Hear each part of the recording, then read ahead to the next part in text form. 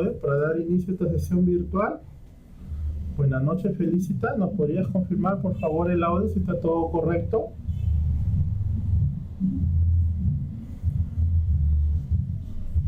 Esther nos indica que está todo bien. Julia nos dice que está un poco mejor. Muy bien, muy bien. Entonces damos inicio a esta sesión virtual.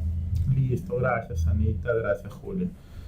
El día de hoy vamos a tocar un tema referente a lo que es secuencia didáctica. Nosotros hemos trabajado secuencia didáctica, específicamente los momentos de la secuencia didáctica: inicio, proceso y cierre o salida. Hemos trabajado también los procesos pedagógicos y hemos tomado pues algunos procesos didácticos para cada una de las áreas. Hoy día nos vamos a entrar más ya en el ejercicio, en el desarrollo de nuestras sesiones de aprendizaje, específicamente atendiendo la metodología que es la que hoy día se está trabajando a nivel nacional, ¿no? Una metodología basada en competencias, ¿no? Y que sin duda van a venir algunas preguntas referentes a este tipo de metodologías. En algunas instituciones educativas, con soporte pedagógico y jornada escolar completa y los COAR, las escuelas COAR, ya están trabajando con este tipo de metodologías activas. En el caso de las otras instituciones de jornada escolar simple, todavía los directivos recién van a ingresar a un periodo de capacitación que inicia en el mes de junio, y ahí van a tener que ir atendiendo estas metodologías activas, que lo que promueva es un aprendizaje por competencias, ¿no? Entonces hemos considerado también ese tipo de metodologías activas dentro de lo que sería la preparación, porque es importante el conocimiento que ustedes tengan, en vista que van a venir algunas preguntas referentes a ello, ¿no? El Ministerio de Educación actualmente está promoviendo el uso de estas metodologías activas. En el mes de julio del 2015 se trabajó con las instituciones educativas de soporte pedagógico y con las instituciones educativas de jornada escolar completa, y también se trabajaron con las escuelas COAR, los COAR, ¿ya? Se trabajó con los directivos, en algunos casos con los coordinadores también, que ellos participaron en este tipo de capacitación, atendiendo a este tipo de metodologías activas. Entonces vamos a ir trabajando algunas metodologías activas que están siendo promovidas por el Ministerio de Educación y que sin duda va a ser parte de algunos de los casos que se presenten en las preguntas del examen de ascenso, ¿no? La primera es el aprendizaje basado en el servicio. ¿Qué consiste? Buenas noches, Heidi, buenas noches. ¿Qué consiste este tipo de metodología? ¿Ya? Se define como un enfoque pedagógico en los que los estudiantes aprenden y se desarrollan por medio de su participación activa en experiencias de servicios organizadas con cuidado y directamente vinculadas a las necesidades de la comunidad. Entonces, este tipo de metodología, lo que se trata es la participación de todos los estudiantes, a que atiendan algunas experiencias relacionadas con su comunidad, algunas experiencias relacionadas con la comunidad en el cual ellos tienen que participar. Participan de manera activa estos estudiantes con el fin de dar la solución a este tipo de necesidades que se muestran en las comunidades. El aprendizaje por competencia lo que busca es que el estudiante resuelva una situación problemática o que logre un propósito determinado. En este tipo de metodología lo que se busca es atender una necesidad, una problemática de mi comunidad, y todos participan para buscar algunas estrategias de solución que permita mejorar esta situación problemática en la comunidad y en algunos casos hasta resolverla. A ver, no hay sonido, nos indica. A ver, Patricia, no sé si me podrías escuchar. Berta nos dice que se está cortando el audio.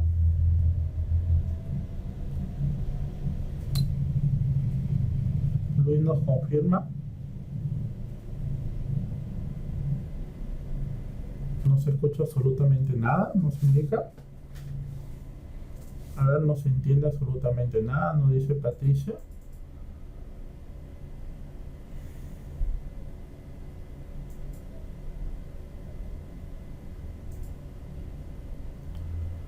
Leslie nos dice que está todo ok.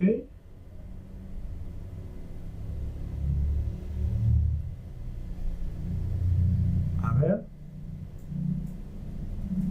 Gracias, Leslie, por confirmarnos, por favor. A ver, necesito, por favor, que todos los que están convocados en esta sesión virtual nos puedan confirmar el audio, porque si hay un problema del audio con todos, problema de técnicos aquí en la plataforma, en la audición.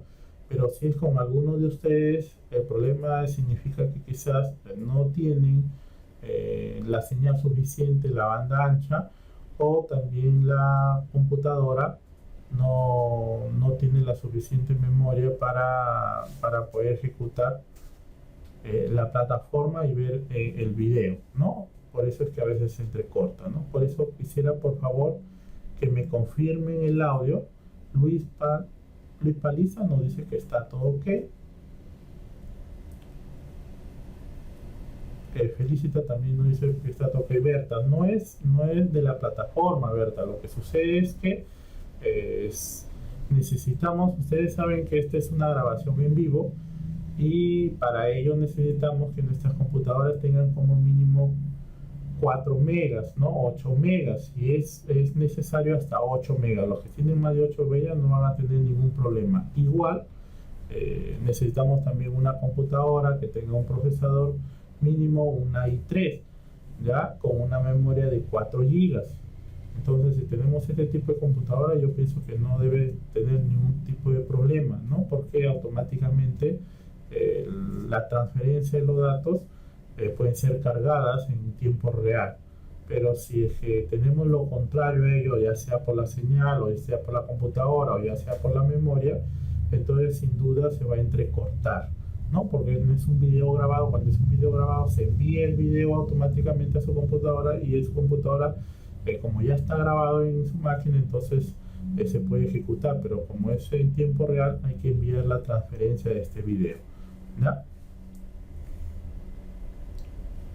Muy bien. Bueno, pues Luis nos dice que su computadora es de 1 tera, pero no sé si 1 tera es referente al disco duro, Luis. Ya, cuando hablamos de tipo de señal y memoria y rapidez, estamos hablando de la memoria y el procesador, ¿no? El procesador mínimo debe ser pues una i3, ¿ya? Y con una memoria de 4 gigas, ¿ya? Muy bien, listo. Entonces está todo conforme, ¿no? Entonces continuamos.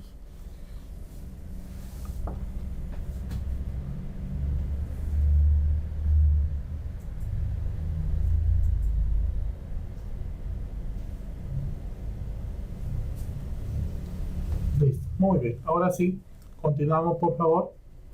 Perfecto. Muy bien. Entonces, este tipo de metodología, lo que se busca es atender una situación problemática. Cuando hablamos por un enfoque por competencia, nosotros debemos tener una atención a una situación problemática, y todos los procesos pedagógicos inician con una situación problemática. Todas nuestras sesiones de aprendizaje deben iniciar con una situación problemática. Esta metodología activa también parte de una situación problemática del contexto, y tenemos que dar a esta situación problemática del contexto una solución. Esta solución parte con las siguientes fases. Primero, inicia con una motivación, ¿ya? Es el impulso que motiva a hacer. Es importante sensibilizar a todos los actores para que se involucren en la implementación de metodologías y para que se atiendan los beneficios de la misma. La sensibilización también debe estar dirigida a posibles aliados o colaboradores que puedan apoyar a hacer realidad el proyecto, ¿no? Entonces, en primer lugar, todos los estudiantes deben estar involucrados en esa situación problemática que hay que darle solución. Y también podemos invitar a algunos actores educativos o agentes aliados para dar solución a esta situación problemática planteada. Eso inicia con una motivación. Luego viene la siguiente, que es el diagnóstico. Permite elegir las necesidades de la comunidad que realmente podrán ser atendidas por los estudiantes, ¿no? Entonces yo voy a diagnosticar en mi institución educativa, en mi comunidad, cuáles son los problemas de mayor prioridad en los cuales tenemos que ir atendiendo en estas sesiones de aprendizaje. Por ejemplo, tenemos la basura, tenemos la contaminación, en algunos casos tenemos la delincuencia, en otros casos tenemos el abandono, en otros casos puede ser las drogas también. Entonces, cualquiera de estas situaciones que yo observo más, o el pandillaje que yo observo más en mi comunidad, y son los estudiantes los que van a generar este diagnóstico a partir de su propia realidad, entonces yo tengo que priorizar e ir atendiendo en función a las necesidades que se van planteando. Luego aparece un diseño y planificación. ¿En qué consiste? En esta etapa consiste en elaborar una propuesta de trabajo que combina herramientas de planificación pedagógica y algunos aspectos de proyectos sociales, ¿no? Entonces voy a planificar qué es lo que voy a hacer, qué actividades voy a realizar para poder afrontar esta situación problemática que vive mi comunidad. Luego viene la siguiente fase, que está referencia a la ejecución. Ya yo lo planifiqué, ya en primer lugar prioricé. Primero hago la participación, la motivación de todos los actores, sensibilizo a todos los actores, elaboro el diagnóstico para ver la prioridad de la problemática educativa, determino pues el diseño y planifico algunas de las actividades que deben ir atendiendo a esta necesidad o problemática. Luego viene la ejecución, que es la puesta en práctica de lo planificado. Durante esta etapa es necesario que haya un seguimiento permanente para garantizar el logro de los aprendizajes esperados, así como las metas previstas en el servicio. De acuerdo con la forma como se ejecuta el proyecto, es posible que surja la necesidad de firmar convenios o establecer alianzas con otras organizaciones que inicialmente no se había previsto, ¿no? Entonces, aquí ya voy a la práctica, ya voy desarrollando las actividades planificadas, ¿no? Desarrollo todas las actividades que yo he planificado durante el transcurso de esta metodología, y termina pues con un cierre, ¿ya? Con un cierre que se refiere a la conclusión del proyecto. En esta etapa se evidencia si los aprendizajes esperados han sido logrados y si se ha cumplido con brindar el servicio previsto. Se realiza una evaluación final y la sistematización de los resultados con la finalidad de comunicar los resultados a la comunidad educativa, ¿no? Aquí yo observo efectivamente si se han logrado los aprendizajes esperados, y además de haber logrado los aprendizajes esperados, se ha cumplido con brindar el servicio previsto a la comunidad. Se realiza una evaluación para ver si efectivamente se han logrado todas las actividades propuestas y se han tenido pues el alcance deseado, ya, para satisfacer o para cumplir o dar solución a la problemática que hemos tenido en nuestra comunidad. Uno de los ejemplos podría ser la contaminación ambiental, ¿no? ¿Cómo se podrían utilizar el manejo y desechos tóxicos de la prevención de enfermedades, la alfabetización en comunidades indígenas en el medio rural, la prevención y rehabilitación de adicciones en adolescentes, el diseño y conducción de programas deportivos, manejo de tiempo libre, rescate y restauración de elementos y sitios históricos en la comunidad? Claro, no, en estos casos, Leslie, no te olvides tú que en el proyecto educativo institucional, ya en el proyecto educativo institucional nosotros entablamos en este proyecto nuestra misión, nuestra visión y los objetivos estratégicos que yo debo alcanzar de aquí a 4 o 5 años. Pero eso recién los operativizo en mi plan anual de trabajo. Significa que en mi plan anual de trabajo yo debo atender estas necesidades educativas que se están presentando en la comunidad y que son parte de ese diagnóstico, ¿no? En nuestro plan anual de trabajo es la operativización del proyecto educativo institucional, Leslie. Al ser la operativización, ahí yo planifico cuáles son las metas, cuáles son los objetivos, y en función a esas metas y esos objetivos voy a establecer cuáles son las actividades que debo cumplir para alcanzar estas metas y estos objetivos. Claro, Marta, sin duda, cuando hablamos nosotros de situaciones significativas, partimos de estas situaciones significativas en nuestra programación anual. Nuestra programación anual parte de situaciones significativas que lo que busca es ver cuáles son esas problemáticas del contexto y darle la solución a esa problemática del contexto, pero atendiéndolas a partir de una de las áreas, ¿ya? Entonces, estas metodologías activas también busca eso, ¿no? Yo, a partir de la realidad educativa, a partir del contexto educativo, yo identifico algunas situaciones, algunas necesidades de la comunidad, por eso se llama aprendizaje basado en servicio de la comunidad, y trabajo con mis estudiantes para ir atendiendo este tipo de situación. En algunas instituciones educativas se ha trabajado mucho, por ejemplo, con lo que es la contaminación, ¿no? La contaminación en el colegio, fuera del colegio, ¿no? Que sin duda genera un perjuicio para toda la comunidad educativa, ¿ya? Y todas las personas que están alrededor, ¿no?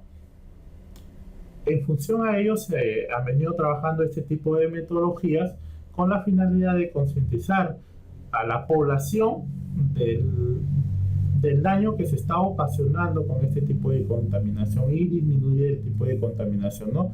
Termina, por ejemplo, con los estudiantes que salen fuera del colegio y elaboran carteles, ¿no? En el cual se difunde los problemas que pueden generar este tipo de contaminación, ¿no? Y sin duda lo que se logra pues es que la misma comunidad se identifique con esta situación problemática y sea atendido. Además que se están trabajando también algunos aprendizajes esperados en este tipo de metodología. Claro, Leli, no solamente las GES, ¿no? Sino todas las instituciones educativas en nuestra programación anual se parte de situaciones significativas, ¿ya? La programación anual hoy en día se debe partir de situaciones significativas, ¿no? Cada unidad de aprendizaje parte una situación significativa. Luego el docente en la unidad de aprendizaje elabora pues situaciones de aprendizaje, y finalmente en nuestras sesiones de aprendizaje elaboramos ya situaciones comunicativas para el área de comunicación, situaciones matemáticas o resolutivas para el área de matemáticas, situaciones deportivas para educación física, situaciones científicas para el área de CTA, ¿no? Que ya son embarcadas desde el punto de vista del área, ¿ya? Pero todas las instituciones deben partir en nuestra programación anual sobre situaciones significativas. ¿Por qué? Porque si estamos hoy día teniendo competencias, y la competencia significa que el estudiante resuelva un problema o logre un aprendizaje esperado o logre una situación, un logro previsto, entonces necesariamente tiene que partir de estas situaciones significativas, que son situaciones del contexto, que yo lo que voy a hacer es adecuar a esta situación del contexto al área en la que yo estoy atendiendo. Muy bien. Luego tenemos el aprendizaje basado en problemas, que es el ABP, que es otro tipo de metodología. En esta estrategia se plantea un problema o un escenario que requiere alternativas de solución, por lo que el equipo buscará la información que sea necesaria. Lo más importante es que sean los estudiantes los que tomen la responsabilidad de su propio aprendizaje. Aquí, por ejemplo, lo que se busca es que el estudiante, a partir de una situación problemática, también como ustedes observan, igual que en el anterior, también se parte de una situación problemática, y él debe buscar, tomando la responsabilidad, tomando la necesidad de aprendizaje que tiene, buscar la solución a esta situación problemática. Eh, ¿Cuáles serían las fases de esta metodología alternativa? Primero pasa por una identificación y análisis del problema, ¿no? Permite comprender en qué consiste el problema, el escenario en que se presenta y las variables con las que se pueden relacionar, ¿no? Yo debo determinar en primer lugar cuál es el problema. ¿Cuál es el problema en el cual los estudiantes deben aplicar una solución a esta situación planteada, ¿no? ¿Cuál vendría a ser ese problema? Este problema tiene que ser un problema de la realidad, un problema que muestre un escenario donde todos estemos involucrados en ello. Es una metodología, el ABP es una metodología, ya es una metodología. Entonces pasa por una identificación, luego viene por una identificación de lo que se necesita saber para solucionar el problema. Los estudiantes seleccionan las competencias, las capacidades, los conocimientos que se requiere desarrollar en relación con el problema planteado, ¿ya? En relación con el problema planteado. Entonces, yo presento el problema y en función a la presentación de ese problema, yo trabajo con ellos cuáles serían esas capacidades a desarrollar, cuáles serían esos conocimientos a desarrollar y cuáles vendrían a ser, ¿ya? Las alternativas de solución o los campos a los que yo tengo que ir atendiendo, ¿ya? Los campos a los que yo tengo que ir atendiendo.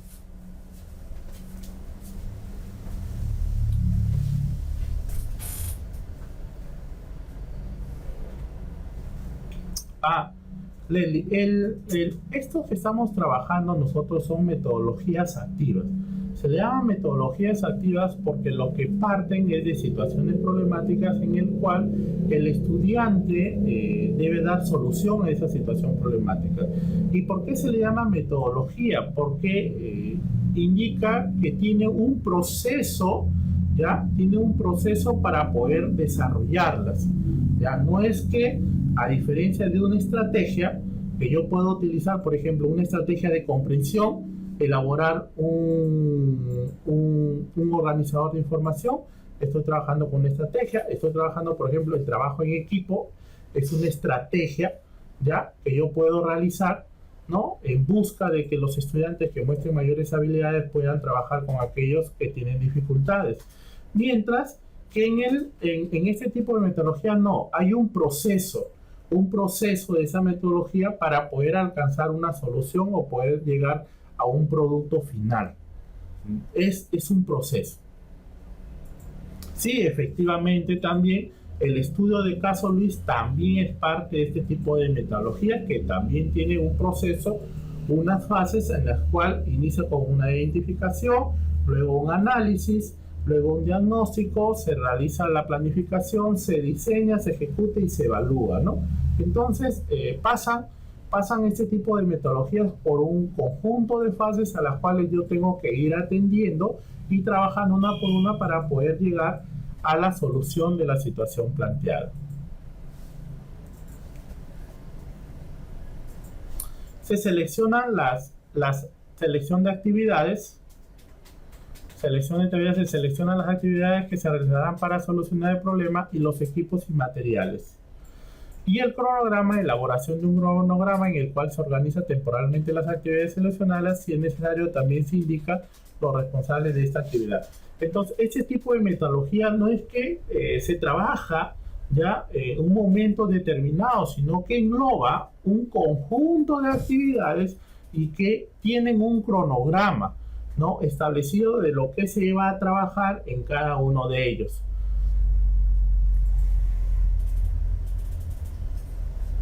También, efectivamente, Luis, también es un tipo de metodología, ¿no? Es un tipo de metodología que también tiene un cronograma, ya un cronograma en el cual se indican las actividades que yo voy a ir trabajando en cada uno de ellos.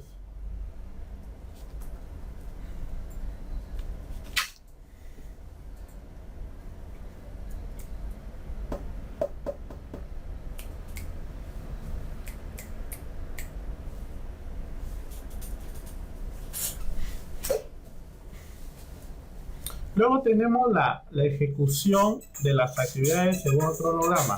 Es importante realizar un monitoreo permanente para garantizar el cumplimiento de las acciones y finalmente se registra, ¿ya?, los resultados obtenidos, incluyendo las conclusiones que se presenta un informe en el caso solicitado. Entonces, se ejecuta igual que en el anterior, ¿ya? Se ejecuta igual que en el anterior y luego se sistematiza, ¿no? Para poder llegar a las conclusiones indicadas, ¿no? En la ejecución, por ejemplo, es necesario verificar que efectivamente se estén cumpliendo todas las acciones planteadas y finalmente en la sistematización se registran los resultados obtenidos, ¿no? Y se indican cuáles serían las conclusiones, ¿no? Llegándose a las conclusiones.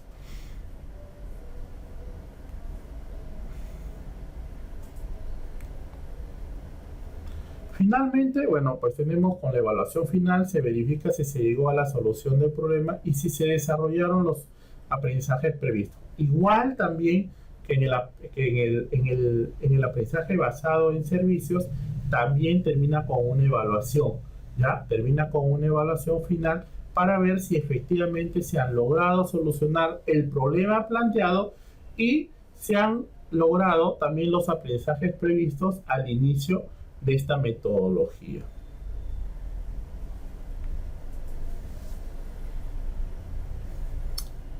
¿Dónde se pueden utilizar? En el manejo de residuos tóxicos en la comunidad industrial, el empleo de la teoría de la probabilidad en la toma de decisiones para comprar un automóvil, la identificación de factores que llevan a electores a votar a favor de un candidato y las posibles causas genéticas de la conducta agresiva, ¿no? Entonces, aquí, por ejemplo, hay algunos de los problemas en el cual yo podría ir trabajando ese tipo de metodología, ¿no?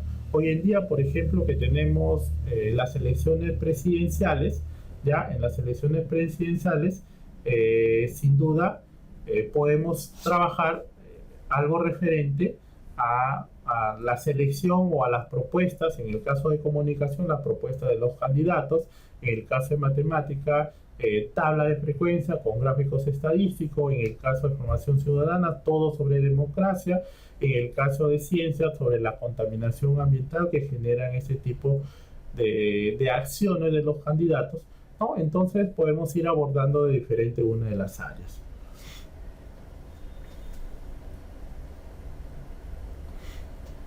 Muy bien.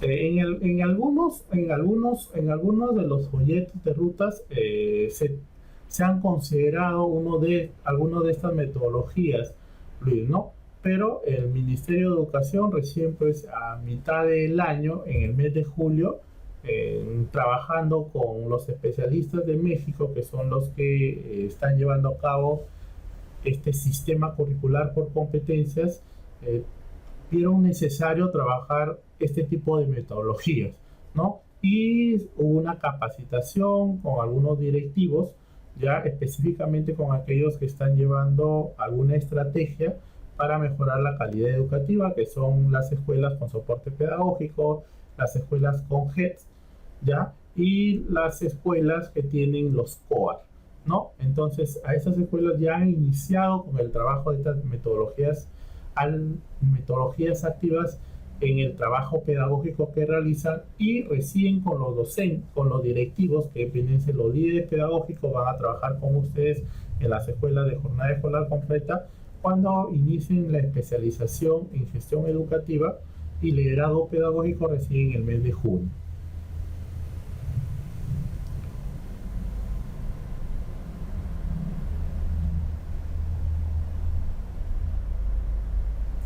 El siguiente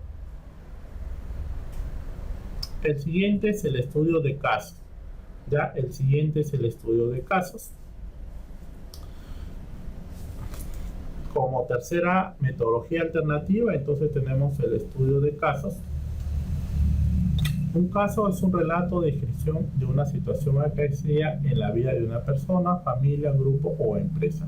El caso no proporciona soluciones, sino datos creados para reflexionar, analizar y discutir en grupo las posibles salidas que se pueden encontrar a cierto problema. No ofrece las soluciones al estudiante, sino que los entrena para generar este tipo de soluciones.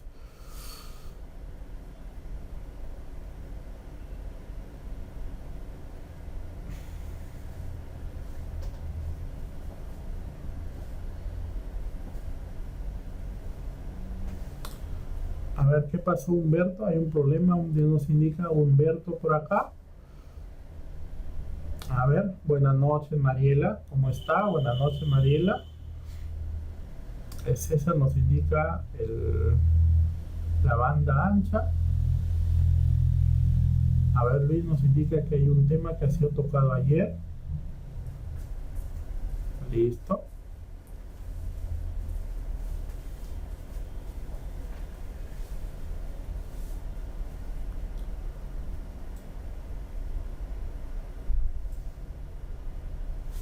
Se escucha entrecortado, nos indica Mariela. A ver, para indicarles, ¿no? En algunos casos,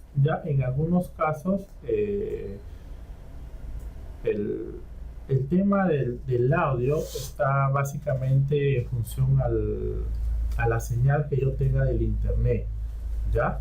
Como les indicaba, este es una grabación en vivo, en tiempo real y en HD. Eso significa que nosotros tenemos aquí 15 megas, ya 15 megas, y que automáticamente sale la señal. La situación es la recepción de esta señal, ¿no? Si en mi computadora tengo menos de 4 megas y tengo una computadora menos de i3 con menos de 4 gigas de memoria, sin duda voy a tener pues la grabación de manera pausada, porque no va a poder llegar automáticamente en tiempo real toda esta transferencia de datos, ¿ya? Entonces, yo lo que les podría decir que en los casos que tengan una computadora enlazada a un módem, solamente utilizar para esa computadora, ¿no? Y si tengo varias ventanas abiertas, cerrar todas las ventanas para que solamente utilicen por esa computadora toda la señal del internet.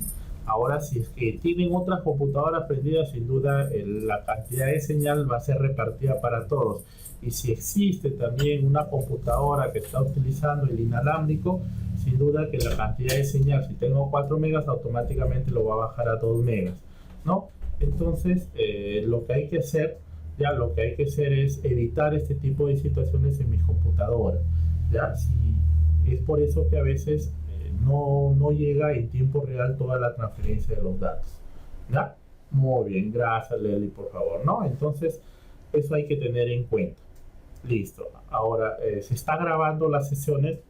Ya una vez que se grabe, sí se puede enviar, lo pueden ustedes descargar automáticamente todo el video que está en HD, ¿no? Que pesa un promedio de 1.5 gigas.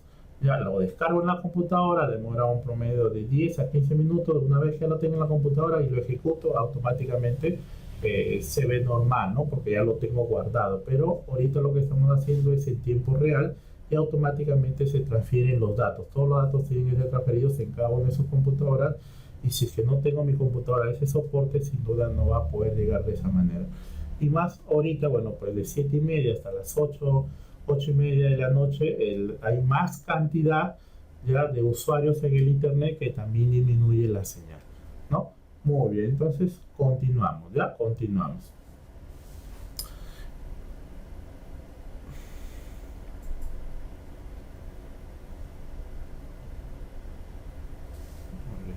Sí, Violeta, mira, en el caso de las clases no son grabadas, ¿no? Ahorita estamos haciendo clases en tiempo real, ¿ya? Una vez que automáticamente se están grabando también estas clases, y ustedes van a poder descargarla de la plataforma virtual. La descargan de la plataforma virtual y van a poder escucharla sin problema de cortes, ¿ya? Ok. Muy bien, entonces continuamos.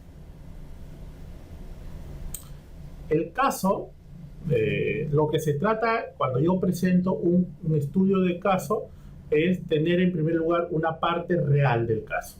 Yo puedo presentar al estudiante una parte real del caso O también puedo en esta parte real agregarle pues una parte ficticia del caso también, ¿no? O de manera similar puedo trabajar una parte real o una parte ficticia. ¿Qué es lo que yo busco en este estudio de casos? ¿Ya? Lo que yo busco en este estudio de casos, en primer lugar, es el análisis y discusión. Se van a analizar los casos y luego que se analizan los casos se discute. Puede ser en grupo o de manera individual. Cada uno de los estudiantes analizan los casos y una vez que analizan los casos pueden discutir acerca de los casos y se toman algunas decisiones en función a la discusión realizada. Por ejemplo, hoy en día que tenemos la segunda vuelta de estas elecciones presidenciales, podemos trabajar con dos grupos, algunos grupos que podrían votar por una de las candidatas y el otro grupo por el otro candidato, ¿no? Que analicen sus propuestas y en función a esas propuestas que lo analicen. Aquí lo que se trata de buscar es el análisis y una discusión de todas las propuestas realizadas, ¿no? Y finalmente se tomarán pues unas decisiones en consenso en función a alguna de las propuestas y se pueden generar también propuestas de ellos.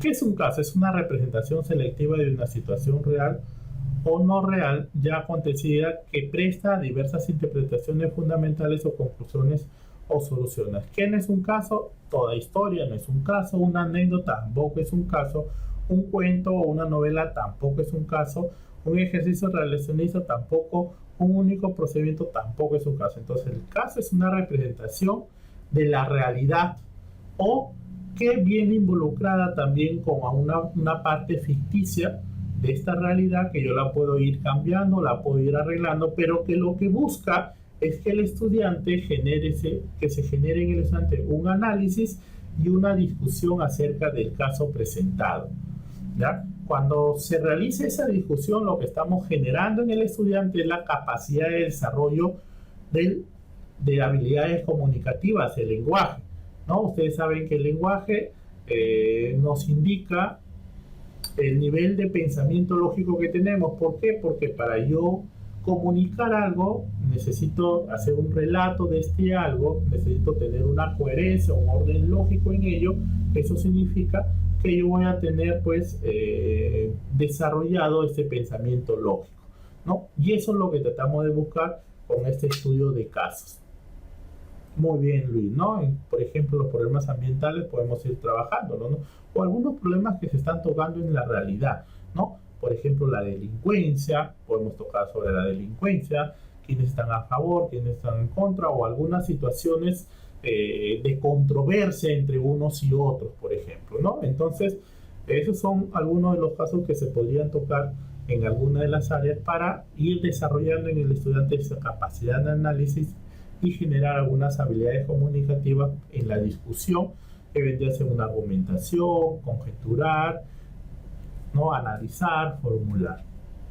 Los casos de la vida real existen en diversos formatos, en artículos periodísticos, en videos, en spots publicitarios, etc. Cuando no existen pueden ser creados, ¿no? Entonces, ¿de dónde yo puedo sacar estos casos? Sí, tendrían que ser casos reales, ya que yo les puedo agregar o cambiar algún tipo de situaciones, ¿no?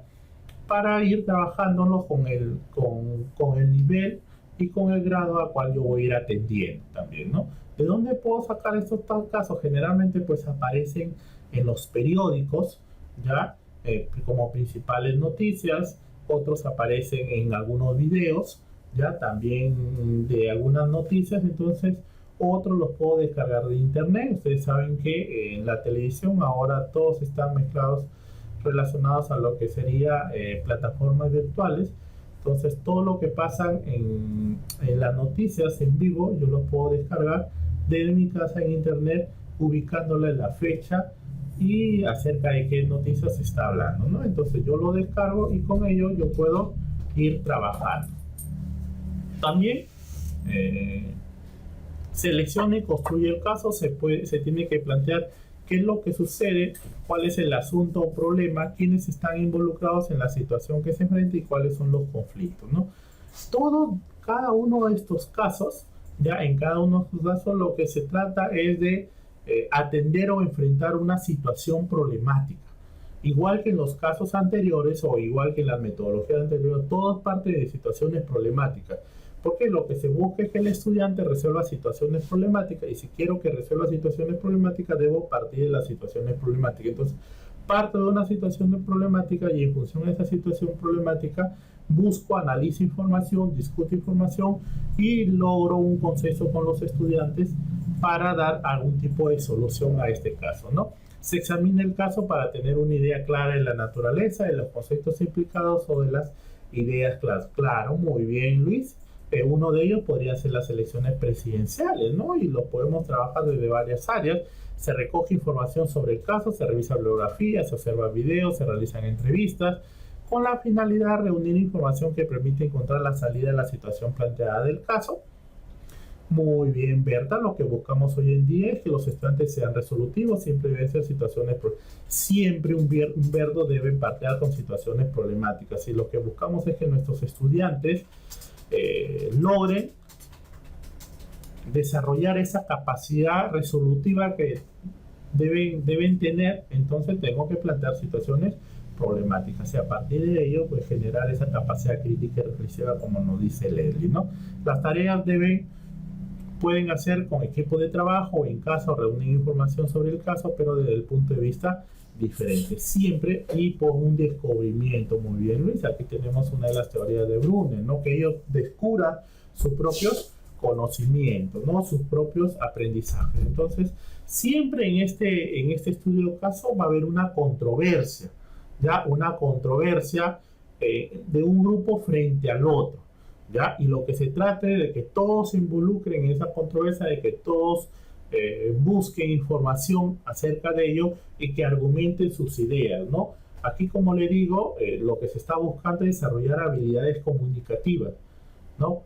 Análisis, recopilación de información, análisis, formulación, discusión del caso y termina pues con una inferencia para formular ideas claras de lo que se está trabajando.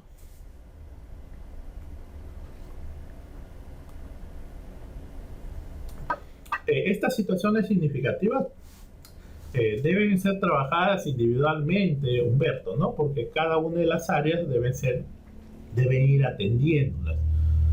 En algunos casos, en educación primaria, por ejemplo, una situación significativa yo lo puedo atender de diversos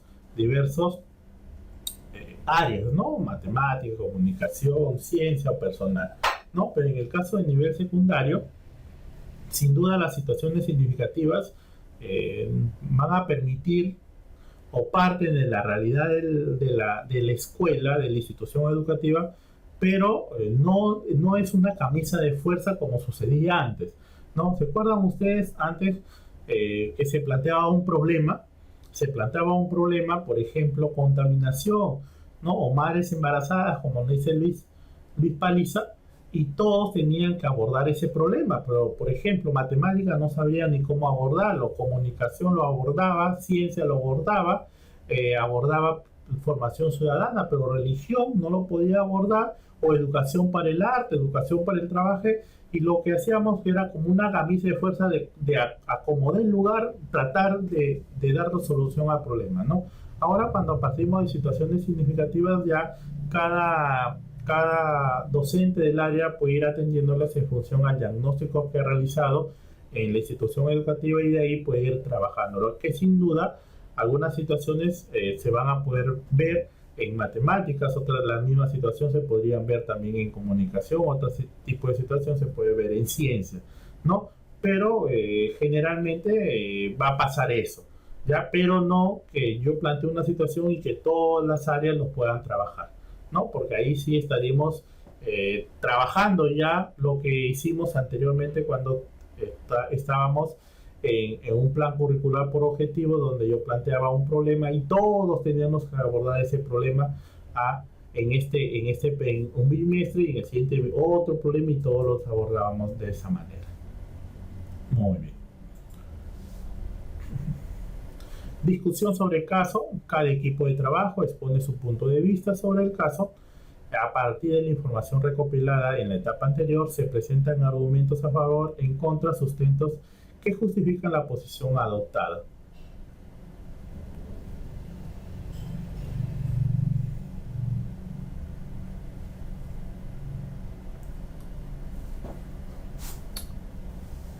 A ver, Humberto, a ver, para aclarar el caso, ¿ya? Para aclarar el caso.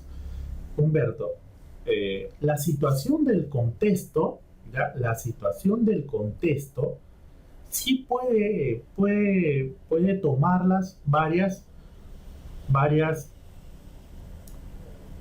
áreas, ¿ya? Por ejemplo, la situación del contexto sería elecciones presidenciales. Es la situación del contexto, es algo que está en la realidad o es algo que todos nos estamos involucrados. Esa es la situación del contexto. Para que esa situación del contexto se convierta en una situación significativa, tiene que tener algunos elementos esenciales. Uno de ellos elementos tendrían que ser quiénes son las que van a dar solución a esta situación o quiénes lo van a atender. Listo, ¿no? Podría ser los estudiantes de primer año, los estudiantes de segundo año, los estudiantes de tercer año, ¿no? Luego vendría a ser el desafío o la situación retadora. ¿Cómo nosotros podemos establecer quiénes podrían ser los candidatos o el candidato que reúne las condiciones para poder gobernar mejor el Perú, ¿no?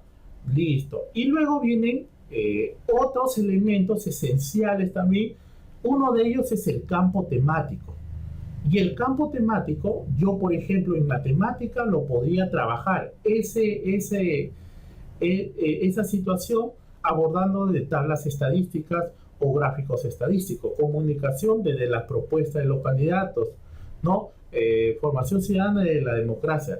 Esa es la situación significativa. La situación significativa tiene elementos esenciales y uno de esos elementos esenciales es el campo temático. No puede ser que el de matemática trabaje la misma situación que el de comunicación y la misma situación que el de historia y la misma situación que arte. ¿Por qué? Porque la situación significa un campo temático y no el campo lo voy a trabajar el de matemática, el de comunicación, el de historia, ¿sí? La situación del contexto, sí, de esa situación del contexto, sí, todos pueden mirar esa situación, pero la situación significativa, ¿ya? Tiene como elemento principal el campo temático, cómo voy a abordar esa situación del contexto, ¿ya? Entonces la situación significativa no va a ser igual para matemática, para comunicación, para ciencia, ni para historia. ¿Por qué? Historia no va a trabajar el campo temático de matemática, que son tablas estadísticas. Historia no va a trabajar el campo temático de comunicación, que quiere ver algún tipo de texto argumentativo ahí con este tipo de propuestas, ¿no? Entonces, igual ciencia no va a trabajar con estos campos temáticos. Entonces, el campo temático es importante en esta situación comunicativa, ¿ya? Muy bien, listo. Entonces quedó claro ahí la situación significativa parte de un contexto que sí todos lo pueden tener en cuenta, pero ya cuando yo lo convierto en una situación significativa, uno de los elementos principales es el campo temático, a cómo lo voy a ir atendiendo. Entonces, ese campo temático va a ser diferente para cada una de las áreas. No puede ser la misma situación para todas las áreas, ¿no? Muy bien, entonces continuamos.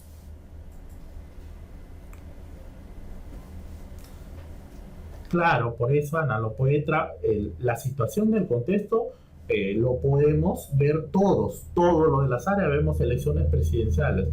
Lo que sí, cuando yo lo convierto en situación significativa, yo tengo que en esa situación tiene que estar uno de los elementos, el campo temático. El de matemática colocará su campo temático, el de comunicación su campo temático. Entonces, la situación significativa no puede ser trabajada por todos los docentes, ¿no? Una situación no puede ser trabajada por una situación, exclusivamente debe ser trabajada por ese docente de esa área y de ese grado. Va a ser muy diferente al de comunicación de esa área y de ese grado, y va a ser muy diferente al de historia, inclusive va a ser muy diferente al de segundo grado. Si es que el docente tiene matemática primero y segundo, por ejemplo, va a ser muy diferente. ¿Por qué? porque hay que contextualizarlo. Uno de los elementos es la contextualización, y la contextualización indica a quiénes va dirigido, a los de primer año, a los de segundo año, a los de tercer año. Efectivamente, Rosalía, ¿no? Es efectivamente. Entonces, pasamos a lo que son la formulación de conclusiones, porque también el estudio de caso termina con una conclusión, ¿ya? Con una formulación de conclusiones. Luego de debatir sobre los distintos puntos de vista desde los que se puede abordar el asunto, en conjunto se formulan las conclusiones o se toman decisiones consensuadas de ser el caso, ¿no? Se trabaja.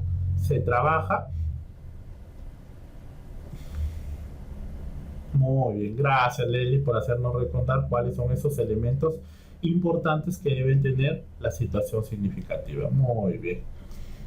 Entonces, se trabaja, se discuten 2, 3, 4 grupos sobre un tema en referencia, ¿ya? Y una vez que se elabora la discusión, a partir del análisis de los datos recopilados, se plantean algunas soluciones, y luego que se plantea se llega a una conclusión consensuada, de decir que todos asumen esa decisión, ¿ya? Para dar solución o algunas estrategias de solución al tema tratado.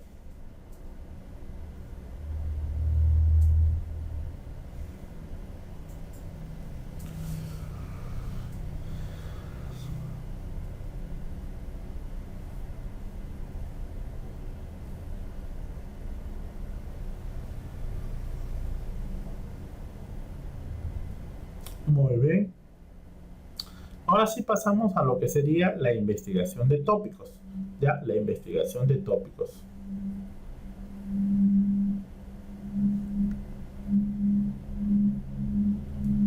¿Qué consiste la investigación de tópicos? Sí, también Luis, es una de las metodologías activas que lo que se trata es trabajar por competencias, y como es trabajar por competencias, es una de ellas, también utiliza, ¿no?, como parte inicial una situación problemática, tiene sus fases para poder desarrollarla, y termina con conclusiones o formulación de estrategias para dar la solución a este tipo de problema planteado, ¿no?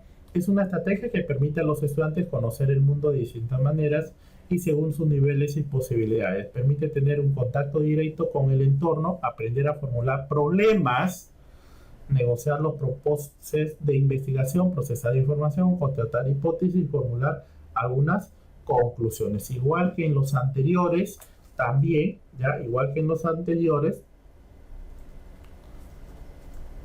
este tipo de estrategia busca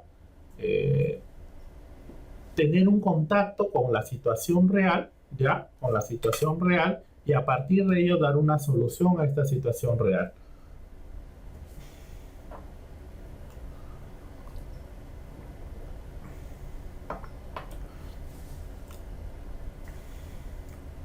Se realiza a partir del contacto con el entorno, la observación de un fenómeno, la intención de satisfacer una necesidad o de encontrar respuestas a ciertas interrogantes. Debe ser una tarea concertada con los estudiantes de tal modo que despierten su interés y que involucren el trabajo en investigación. A ver. Sí, hay elementos, muy bien Leslie, hay elementos, sí, algunos parece que no me he quedado claro todavía sobre situación significativa, eso lo vimos en programación. Parece que vamos a que, bueno, pues esto es importante, también es importante su conocimiento, porque sin duda van a ser parte de algunos de los casos que se van a plantear en el tema de ascensos, y es necesario que todos lo conozcan, ¿no? Voy a conversar con los que están a cargo de esta ponencia para ver si tocamos específicamente la situación significativa y cómo se realiza una programación de una unidad, una programación anual y una sesión de aprendizaje, ¿no?, que sin duda van a ser parte de esta evaluación, y es necesario que ustedes conozcan, ¿ya? Porque he visto algunos que tienen problemas para identificar lo que es una situación significativa, los confunden con situación de contexto, los confunden con situación de aprendizaje, los confunden con situación comunicativa, que son cuatro cosas diferentes. Ya, cuatro cosas diferentes. Sí, muy bien, Lene. Es bueno tocarlo. Bueno, voy a hacer que programen quizás en la siguiente o en la siguiente semana que nos toca este tipo de situaciones, cómo se enlaza en la programación anual, en la unidad de aprendizaje y en la sesión de aprendizaje. Ya, muy bien. Bueno, pues muy bien por indicármelo. Es necesario que ustedes me indiquen. Hay algunos temas que ya han sido tratados y es necesario poder quizás volver a tocarlo porque es importante. Ya todos los temas, si ustedes se dan, es como si fuera un rompecabezas. Al momento que yo voy a plantear el caso y voy a resolverlo, no solamente voy a tener en mi mente un tema en común, si no es necesario, ya, si no es necesario tener varios temas para dar la solución al caso planteado, la alternativa correcta al caso planteado. Entonces sería bueno tomarlo en cuenta. Muy bien, no se preocupen, ya se va a tomar en cuenta. Perfecto. Entonces continuamos. Se realiza a partir del contacto con el entorno, la observación del fenómeno, la intención de satisfacer una necesidad o de encontrar respuestas a ciertos interrogantes. Debe ser una tarea concertada con los estudiantes de tal modo que despierten su interés y se involucren en el trabajo de la investigación. ¿Ya? Esto significa de que yo parto de una situación real y frente a esa situación real yo trabajo con mis estudiantes esa situación real, ¿no? Puedo ir con ellos mismos a ese entorno que nos rodea, ¿ya? Puedo ir a ese entorno que nos rodea y en función a este entorno que nos rodea puedo dar la solución, ¿no? Que pasa por algunos pasos de la investigación, ¿no? Yo propongo alguna alternativa de solución, paso por una hipótesis, elaboro pues esta recuperación, analizo los datos que he podido recoger y luego determino si efectivamente esta estrategia o esta solución es la más pertinente para mejorar este caso.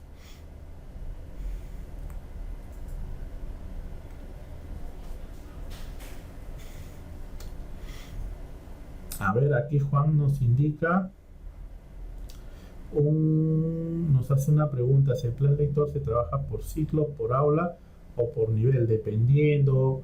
Juan, el plan lector es parte de una propuesta o un proyecto, ¿no? Que es trabajado por la institución educativa y en algunos casos los trabajan por ciclos, otros casos lo trabajan por aula y otros casos hasta lo pueden trabajar por nivel o por institución educativa, ¿no? En algunas escuelas tienen ya un plan lector para toda la institución educativa y del nivel inicial, ¿no? Del nivel inicial ya están trabajando con este plan lector que tienen pues un promedio de 200 horas en las cuales inician desde inicial y terminan con educación secundaria, ¿no? Y se van trabajando cada una de ellas, ¿no? Atendiendo a algunos principios de la institución educativa, ya que deben ir atendiéndose y luego se van elaborando en función a esto, ¿ya? Eso depende de la institución educativa, cómo lo quiera trabajar. Entonces, aquí parto de una búsqueda de información, identifico el asunto de investigación, busco información de distintas fuentes, artículos científicos, textos de consulta, páginas web, entrevistas de especialistas con el tema, la información se registra en fichas textuales, resúmenes o comentarios, ¿no? Entonces, se parte de una búsqueda de información, igual que en los casos anteriores, se busca información referente al aprendizaje que voy a trabajar. Luego se hace un análisis y procesamiento de la información. El investigador o equipo de investigación sistematiza la información recogida, la clasifica en función a los aspectos de que comprende la investigación, extrae lo que considera el más relevante que le permite comprender el fenómeno investigado, ¿ya? El fenómeno investigado.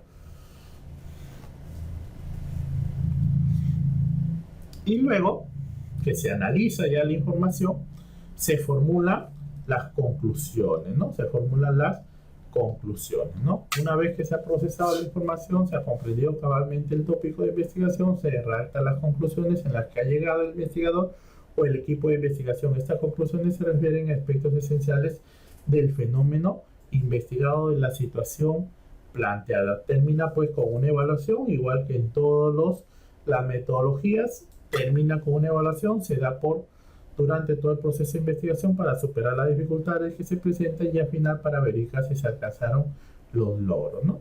Entonces yo quiero ver aquí si realmente, se ha logrado los aprendizajes previstos y también se ha logrado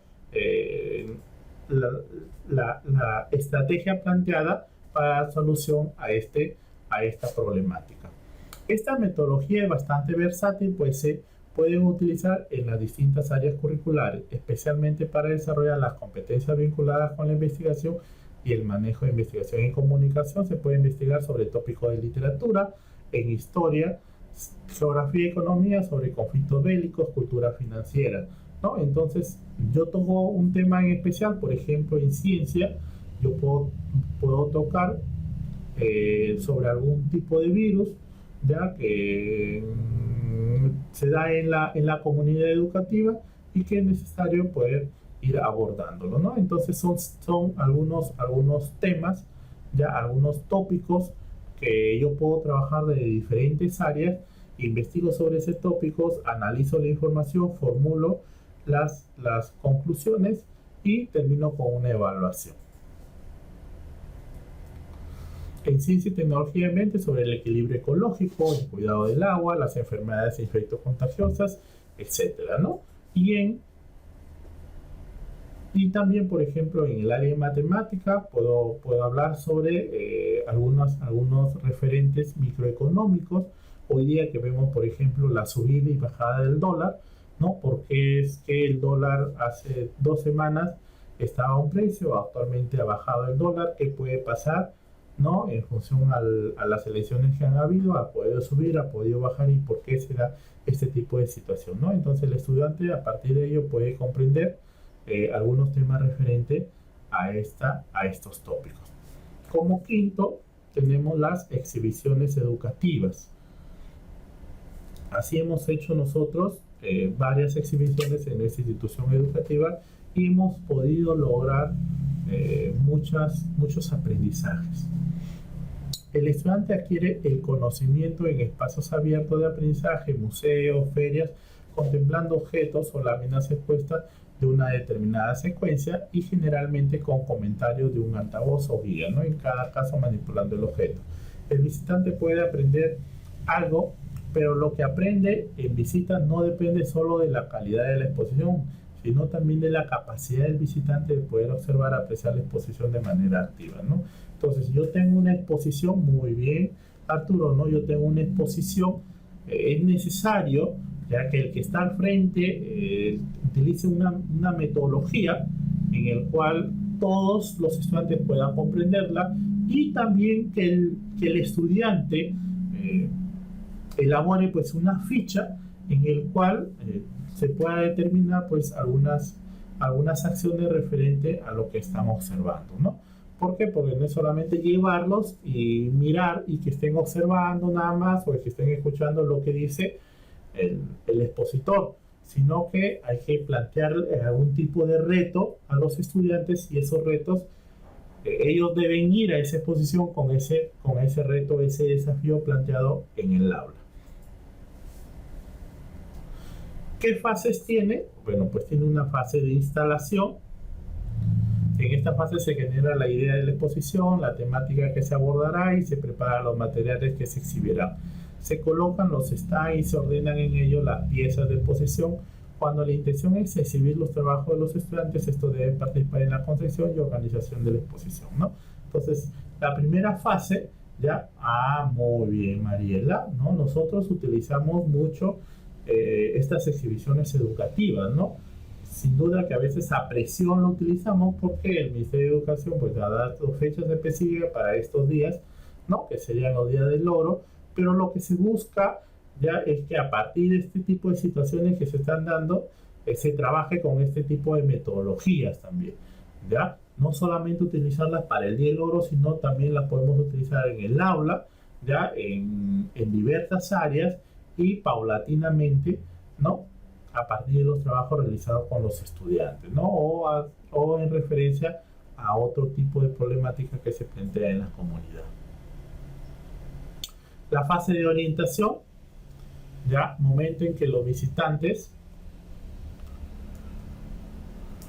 se informan de la temática de la exhibición, se forman una idea global del material que se mostrará, se determinan los aprendizajes que podrán alcanzar con la visita y se diseñan el recorrido que harán en el local. En esta etapa también es importante investigar algunos datos importantes sobre lo que exhibirá para hacer consultas o entender mejor lo que se exhibe, ¿no? Entonces, aquí es necesario preparar al expositor como también la persona o el estudiante que está al frente del expositor, generar algunas preguntas, algunas ideas relevantes en el cual pueda realizar al expositor y en función a ellos dar solución a algunos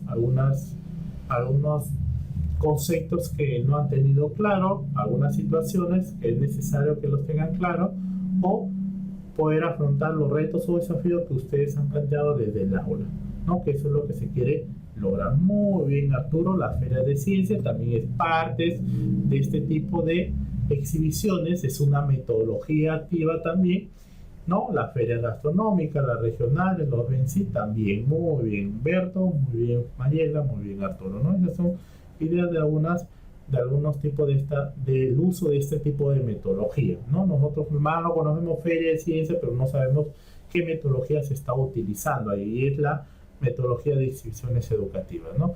Una fase de interacción coincide con el inicio del recorrido en lugar de la exhibición. Se visitan los stands, se observan las piezas, se toman apuntes, se hacen consultas. En una exhibición se muestran los productos de los estudiantes, deben ser quienes explican o observen la duda. Y una fase de evaluación, igual que en todas las metodologías, ya también termina con una fase de evaluación que tiene la finalidad de verificar si la exhibición se realizó conforme a lo planificado y si la información recibida fue suficiente, si se aprendió lo que se había previsto, ¿no? Si se aprendió lo que se había previsto. Muy bien, también Gobial, ¿no? Estas exposiciones también podemos trabajar en el área de educación para el trabajo, ¿no? Todos los trabajos realizados se exponen y sin duda deben partir también de que el estudiante ya desarrolle esas habilidades comunicativas, ¿no? El estudiante desarrolle esas habilidades comunicativas, que tengan la capacidad de generar pues un diálogo, de generar una argumentación, de generar algunas ideas claras y además de eso de poder discutir quizás algunas de las preguntas realizadas por los que están al frente de la exposición, que eso es lo que se tiene que lograr, ¿ya? Se puede utilizar esta metodología en diversas áreas. En comunicación, por ejemplo, exhibir afiches, obras literarias, fotografías de escritores, ¿ya?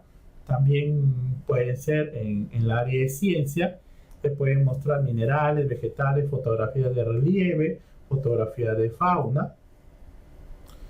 También se pueden utilizar en educación artística, instrumentos musicales, pinturas, cerámica, ¿no? Entonces, cualquiera de este tipo de exhibición yo las puedo trabajar para cada una de las áreas. En historia, geografía y economía se pueden realizar para restos fósiles, mapas, cerámicos, pintura de la época. Generalmente en lugares de exhibición existen demandas como los museos, los herbarios, zoológicos, parques y ferias, ¿no? Aquí en el caso de esta área, bueno, pues tenemos ya algunos aliados que nos podemos trabajar algunos aprendizajes referentes a ellos y donde se utiliza este tipo de metodologías, ¿no?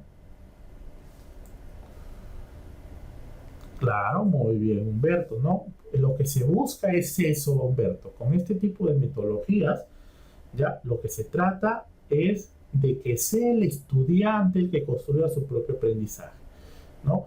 Que sea el estudiante que dé la solución a este tipo de situaciones y que sea el estudiante que una vez que da la solución a una problemática lo exponga a sus demás compañeros, ¿no?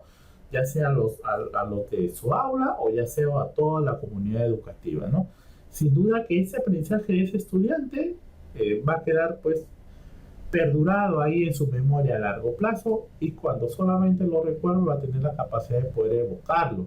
Eso es lo que se está buscando hoy en día, ¿no? Que sea el estudiante que construya su propio aprendizaje, que sea el estudiante que realice un análisis, que recoja información, que estructure una estrategia, una solución, y que además resuelva una situación problemática. Eso es lo que tenemos que ir buscando, y no solamente desde el nivel secundario, ¿no? Porque algunos le echan, pero en el nivel secundario tiene que ser, pero en el nivel secundario desde los primeros niveles. Yo tuve la oportunidad de ir a un acompañante pedagógico en una escuela inicial, y sin duda me quedaba sorprendido cuando utilizaban ese tipo de metodología, ¿no? En una institución educativa estaban trabajando con ese tipo de metodología, y sin duda la capacidad del estudiante para poder dialogar, la capacidad del estudiante para poder persuadir a la persona, la capacidad del estudiante de pronto argumentar lo que estaban diciendo, lo que estaban manifestando, y se mostraba una seguridad en ellos, se mostraba una autonomía a la hora de hacer este tipo de exposiciones. Eso es lo que buscamos en este tipo de estudiantes. Si lo pueden hacer los estudiantes de nivel inicial, imagínense qué es lo que podría hacer pues un estudiante de nivel primario, y cuánto más podría hacer pues un estudiante de nivel secundario que tiene pues otro tipo de capacidades desarrolladas, y en las cuales se puede involucrar con la innovación, la creatividad de cada uno de ellos para utilizar este tipo de metodologías, ¿no? Muy bien, bueno, pues creo que tú has tocado un punto muy importante, ¿ya? Humberto, que nosotros podemos aprender de ellos. Eso siempre debe estar claro. Nosotros podemos aprender. A veces nuestros estudiantes, solamente con darles algunas ideas, nos muestran pues un trabajo impresionante, que todos nos podemos pues sorprendidos de lo que ellos pueden crear, de lo que ellos pueden innovar. Y sin duda es claro ese tipo de creatividad en el estudiante, pero debemos fortalecerlo nosotros, ¿no? Ellos lo realizan, y lo que tenemos que hacer es aplaudirlo, pues motivarlos para que continúen así, que los demás vean el modelo que se está planteando, y a partir de ese modelo puedan ir mejorando, porque ahí lo que estamos desarrollando es el nivel de creatividad, el nivel de innovación, las capacidades que tienen esos estudiantes para plantear ese tipo de estrategias que hoy necesitamos más que nunca, ¿no? Luego tenemos como este tipo de metodología, la exploración de campo. Eso también ya algunos de los estudiantes y docentes ya han utilizado este tipo de metodología, igual que en las exhibiciones, ¿ya? Muy bien, Humberto, sí, efectivamente, ¿no? Muy bien, bueno, pues hay que ir desarrollando, Juan. Si estamos verdes en Feria de Ciencia, bueno, pues tenemos que ir desarrollando, ¿no? Hay que buscar la creatividad, la innovación. Hoy día que tenemos el medio del Internet, sin duda nos puede facilitar mucho eso, porque lo que tenemos que hacer es que sea el estudiante el investigador, que sea el estudiante el que asuma su propio reto, que sea el estudiante que vea cuál es mi necesidad, y frente a esa mi necesidad parto por la responsabilidad de hacer algo para dar solución a ese tipo de estrategia, y dar solución e ir atendiendo ese tipo de necesidad. Eso es lo que tenemos que buscar, y sin duda los estudiantes tienen todas esas habilidades. Lo que necesitamos es una motivación, un impulso para generar en ellos este tipo de capacidades. La exploración de campo se trata de acudir a un determinado lugar para observar en el mismo campo de los hechos cómo se presentan los fenómenos, cómo funcionan determinados procesos, cómo suceden los acontecimientos. De este modo, el estudiante tiene el contacto directo y presencial con el objeto de aprendizaje, ¿no? Aquí yo tengo que ir a este tipo de situaciones, ¿no? Yo tengo que ir al lugar donde se ejecutan los hechos. Yo tengo que ir a ese momento, ¿no?, donde se dan o ocurre tal situación. Esto es muy importante porque en la escuela se abren las puertas a la realidad, pues cuando se trata de desarrollar competencias, hay que hacerlo en situaciones auténticas, en la misma vida. Cuando existe un aprendizaje significativo, es que el estudiante puede transferir lo que ha aprendido a situaciones nuevas. Lo que hacemos con este tipo de metodologías es aplicar el aprendizaje en la situación, en el mismo hecho, ¿no? en situaciones auténticas, en la realidad, ¿no? Eso hacemos con ese tipo de metodologías, ¿no? Vamos a la misma realidad y en esa misma realidad aplicamos los aprendizajes que hemos podido aprender. Eso es lo que estamos buscando. Muy bien, obviamente, un aprendizaje in situ, ¿no? Muy bien, o aplicando la regla muy bien, Berta, ¿no? ¿Qué fase pasa? Primero pasa por una fase de preparación. En esta fase inicial se elige el campo de exploración teniendo en cuenta los aprendizajes que se desea desarrollar en los estudiantes y la factibilidad de realizar la tarea. Se anticipa las posibles experiencias, los riesgos que pudieran asistir, ¿no? Muy bien Arturo, excelente, ¿no? Muy bien Humberto, ¿no? Entonces paso primero por una fase de preparación, no lo puedo llevar automáticamente, vamos al hecho, no, sino que pasa primero con una fase de preparación. Luego continúa una fase de planeación o planificación. Se elabora un plan para realizar la exploración de campo, se identifica quiénes lo van a realizar, en qué fecha se van a realizar, en qué hora, qué procedimiento se utilizará, qué información se debe obtener y qué aprendizaje se van a lograr. Entonces, en esta fase de planificación, yo determino, ¿ya?, el lugar en el cual voy a trabajar, yo determino la fecha, yo determino la hora y qué aprendizajes voy a utilizar y con estos aprendizajes, ¿qué voy a aprender? ¿No? ¿Cuál va a ser la transferencia de esos aprendizajes? ¿Cómo voy a aplicar en la realidad? Luego viene la siguiente fase, la fase de intervención. En esta fase se propone en práctica lo planificado, se visita el lugar elegido para la exploración, se siguen los procedimientos previstos, se recoge y se registra la información, se hacen consultas necesarias, se recogen evidencias de acuerdo al propósito de exploración y termina pues con una fase de evaluación, ¿no? En realidad la evaluación se realiza durante todo el proceso, en este momento de preparación para superar errores y vacíos. Al final se evalúa si se lograron los propósitos de la exploración y si se alcanzaron los aprendizajes previstos y qué lecciones se pueden recoger para futuras exploraciones, ¿no? Esto es importante, ¿no? Ver la intervención, ¿no? Cómo se interviene en ello, cómo se ejecuta en ello y finalmente una evaluación. En casi todas las metodologías, ¿ya? En todas las metodologías intervienen fases, ¿ya? Todas las metodologías intervienen fases. Las primeras comienzan con una preparación, ¿ya? Una sensibilización a todos los estudiantes, a todos los actores que van a participar ahí. Luego viene pues una planificación, se elabora un cronograma, qué actividades lo voy a hacer. Y luego pasa pues con una fase de ejecución, se realiza la ejecución o también llamada intervención. Y termina pues con una fase de evaluación. ¿Para qué la evaluación? Para ver si se han logrado los propósitos previstos, para ver si se ha dado solución a la situación planteada y específicamente para ver qué lecciones puedo recoger para futuras exploraciones, ¿ya? ¿De qué me ha servido este tipo de situación y qué debo tomar en cuenta para futuras exploraciones? Ese es en cuanto a este tipo de metodología que es de exploración de campo, que hay muchos de ustedes que lo han podido trabajar y lo han podido realizar, ¿ya? Se pueden utilizar muy bien, Arturo, para el tipo de muestras, por ejemplo, ¿no? La exploración de campo se puede realizar en distintos modos: caminatas, excursiones, estadías, encuestas de opinión, lugares públicos, otras que permitan a los estudiantes aprender mediante la observación y descubrimiento. Esto les permite recoger datos, examinar comportamientos, describir sucesos.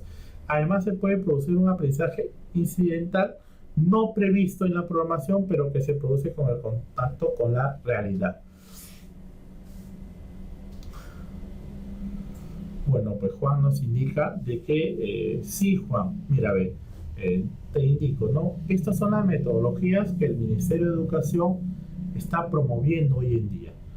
El año pasado, ya las escuelas con soporte pedagógico, las escuelas con jornada escolar completa y las escuelas que tienen a cargo los colegios de alto rendimiento están capacitados en este tipo de metodología y ellos las están aplicando hoy. A las escuelas con jornada escolar simple son los directores, los líderes pedagógicos que van a hacer este tipo de capacitación, ¿ya? pero primero ellos tienen que capacitarse, ¿no?, en este tipo de metodologías.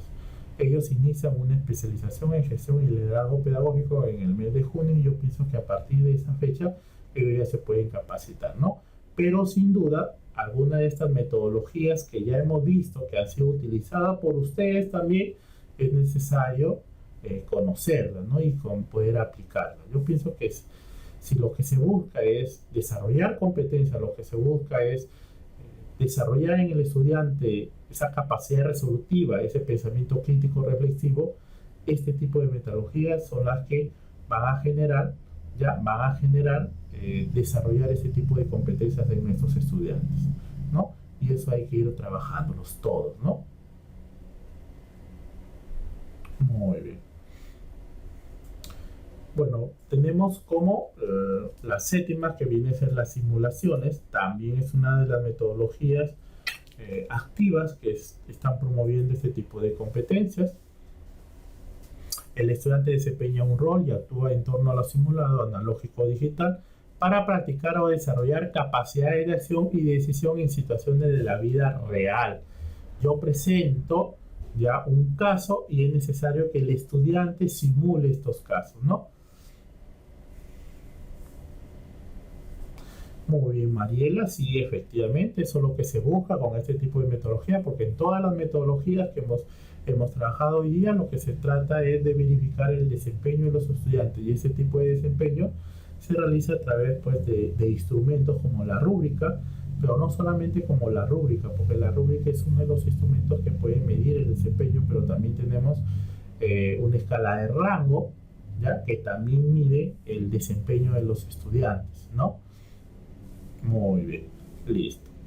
Entonces suele aparecer que está jugando, sin embargo reacciona frente a situaciones que tienen elementos fundamentales de realidad, ¿ya? Entonces se le plantea al estudiante este tipo de simulación donde el estudiante desarrolla su rol ahí y frente a ello lo que se busca es ver cuál es su perspectiva. ¿Qué pasa si yo me pongo en el lugar del otro? ¿Qué está sucediendo si yo de pronto asumo lo que el otro está realizando, ¿no? Entonces es importante este tipo de simulación, ¿ya? Con la finalidad de desarrollar ese pensamiento crítico y reflexivo que hoy en día necesitamos en todos nuestros estudiantes. También tiene sus fases, una fase de organización, ya, momento en que se analizan los aprendizajes que se desean desarrollar, así como el ambiente de aprendizaje, los recursos disponibles. Esto permite generar situaciones o modelos que se acerquen a lo más posible a la realidad. Esta etapa de desarrollo puede implicar numerosos ensayos y evaluaciones formativas para que las simulaciones resulten lo mejor posible, ¿ya? Lo mejor posible. Luego tenemos una fase de introducción. Los estudiantes se familiarizan con las características y procedimientos que se tendrán en cuenta en la simulación. De igual modo, conocen los materiales, el equipamiento que se utilizará. Esta fase puede ser bastante larga, en la que las simulaciones de situaciones complejas puede ser necesario algún entrenamiento o ensayo previo, sobre todo si se usan equipos complicados y se aplican reglas complejas, ¿no? Entonces, aquí se está trabajando qué recursos voy a utilizar y quiénes van a utilizar esos recursos, cómo lo van a ir utilizando este tipo de recursos. Claro, Patricia, muy bien. El estudiante tiene que ver qué se está evaluando, ¿no? Que se está evaluando, que es importante y es algo que estamos viendo en todo este tipo de metodologías. Luego viene la interacción, que ya viene parte de la ejecución, ¿no? Es el momento que se pone en práctica la simulación, se ejecuta ya aquí la simulación o la metodología, se siguen los procedimientos planificados, se utilizan los equipos y materiales seleccionados. Cuando se trata de juego de roles es importante que haya un intercambio de funciones, de tal manera que los estudiantes se familiaricen con los distintos puntos de vista en los que se puede abordar la situación. Y luego la fase de evaluación, ¿no? La fase de evaluación consiste en juzgar si la simulación ha contribuido a desarrollar los aprendizajes previstos o si los procedimientos de la simulación se llevaron a cabo en la suficiente calidad. Durante este proceso de evaluación permite reorientar los procedimientos y regular el aprendizaje en cada corresponde a la dificultad, ¿no? Igual que en todas las metodologías, ya, igual que en todas las metodologías, aquí lo que se busca es determinar en primer lugar si se ha logrado el aprendizaje previsto, si ha generado ese análisis, esa discusión en los estudiantes y específicamente si esta metodología ha tenido pues el realce y los fines en los cuales se ha sido aplicado, ¿no? Y en función de ello se tomarán algunas medidas para ir mejorando en la siguiente metodología que yo puedo ir aplicando. Se puede utilizar las simulaciones como estrategia de aprendizaje en distintos escenarios, por ejemplo, simulaciones de negocios, de vuelos, evacuación de edificios, ¿no? Nosotros hacemos generalmente algún tipo de simulación cuando hacemos simulacro de sismos, ¿no? Simulacro de sismo donde todos los estudiantes bajan corriendo y se ubican pues en una situación en el patio o en un circular en el patio, y a partir de este tipo de simulaciones lo que estoy haciendo es logrando pues un aprendizaje en los estudiantes, ¿no? Que son algo real, ¿no? Porque es muy diferente decirle a los estudiantes, bueno, pues cuando se produzca un sismo tienen que bajar por las escaleras, ubicarse justo en medio, si están todos corriendo despacio y bajando, ¿no? A hacerlo, ¿no? Entonces son cosas muy diferentes, pero que sin duda lo que me va a ayudar es mejorar ese tipo de aprendizajes. Las simulaciones permiten desarrollar competencias vinculadas con la toma de decisiones, las relaciones interpersonales y el trabajo en equipo, ¿ya? Entonces, este tipo de metodología activa lo que se está buscando es desarrollar en el estudiante la capacidad para tomar decisiones. Entonces, frente a una situación, frente a un rol que yo he ejecutado, yo ejecuto el otro rol, ejecuto otro rol y ejecuto otro rol. Y una vez que el estudiante ha pasado por varios de los roles, entonces va a tomar pues una decisión acertada frente a la situación o la perspectiva que él ha tenido en cada uno de los roles, que eso es lo que se trabaja, ¿no? Mejorar las relaciones interpersonales y el trabajo en equipo. Muy bien, listo. Entonces con eso hemos terminado las 8 metodologías activas que lo que busca desarrollar es competencias en los estudiantes. Son aprendizajes significativos, que se parta de una realidad y que regrese a la misma realidad, pero con una solución ya pertinente, ya, o una solución que englobe a todos los actores educativos y que permita desarrollar aprendizajes previstos durante el desarrollo de este tipo de metodologías. Muy bien, profesora, bueno, pues con eso hemos terminado hoy día todo lo que es referente a metodologías activas. Sin duda van a venir algunas preguntas referentes a ellos, ¿ya? Lo que vamos a hacer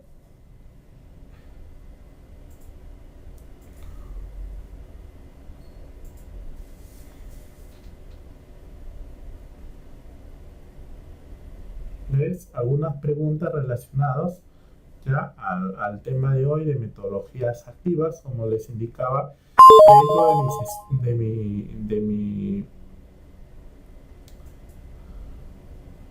de mi secuencia didáctica. Hemos visto cuáles son los momentos de esta secuencia didáctica: inicio, proceso y cierre. Hemos visto los procesos pedagógicos, y dentro de estos procesos pedagógicos hemos atendido la parte fundamental de nuestra sesión de aprendizaje, la parte fundamental de nuestra programación, que serían las metodologías, y que estas metodologías lo que busca es trabajar situaciones reales con los estudiantes para dar la solución pertinente a esa situación, donde desarrolle la capacidad de toma de decisiones, donde desarrolle la capacidad de resolución de problemas, donde desarrolle la capacidad de espíritu crítico y reflexivo que deben tener todos los estudiantes. Eso es lo que se busca. Muy bien, bueno, pues ahora sí vamos a la práctica. Si tienen, sin duda que la práctica está relacionada con el tipo de metodologías, pero hay algunas preguntas referentes a los temas que ya hemos ido trabajando anteriormente, ¿ya? Entonces, vamos a dar solución a esta práctica y dar algunas alternativas con respecto a los casos planteados. Muy bien, bueno, pues a ver, comenzamos. En la institución educativa Micaela Bastida, la profesora Marisa se da cuenta que durante las sesiones de aprendizaje que su estudiante Laurita gusta de los desafíos en ideas, conceptos de la indagación, el cuestionamiento, de asumir una postura de razonamiento lógico, trabajar mejor presión y se siente satisfacción al sentirse valorado por sus compañeras del aula, por sus habilidades. Según la teoría de los estilos de aprendizaje en el procesamiento de información, la maestra podía inferir lo siguiente. A. Laurita es una estudiante muy hábil que tiene un estilo reflexivo. Laurita es un estudiante que tiene un estilo de aprendizaje activo. Laurita es un estudiante que tiene un estilo de aprendizaje kinestésico. O Laurita es un estudiante que tiene un estilo de aprendizaje teórico. A ver.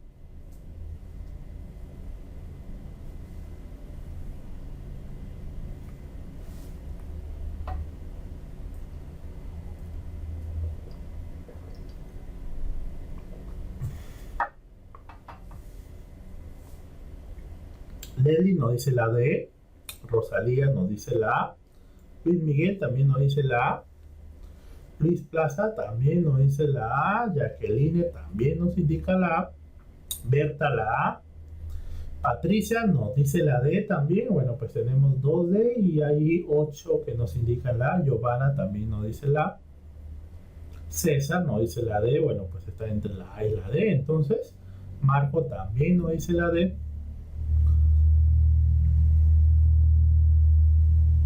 Juan nos indica la A, Berta también nos indica la A,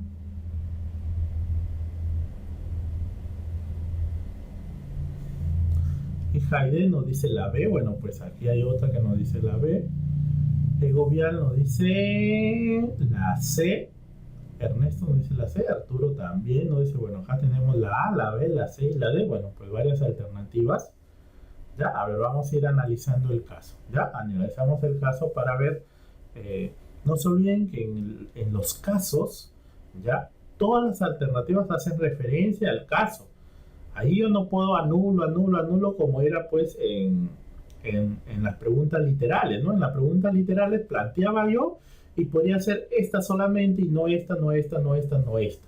¿No? En el caso, en las preguntas de casuística, todas las alternativas pueden ser correctas, pero hay una de ellas específica que está en relación a alguna línea, algún párrafo, alguna palabra clave en el caso a la cual hace referencia. Entonces vamos a ir analizando, ¿ya?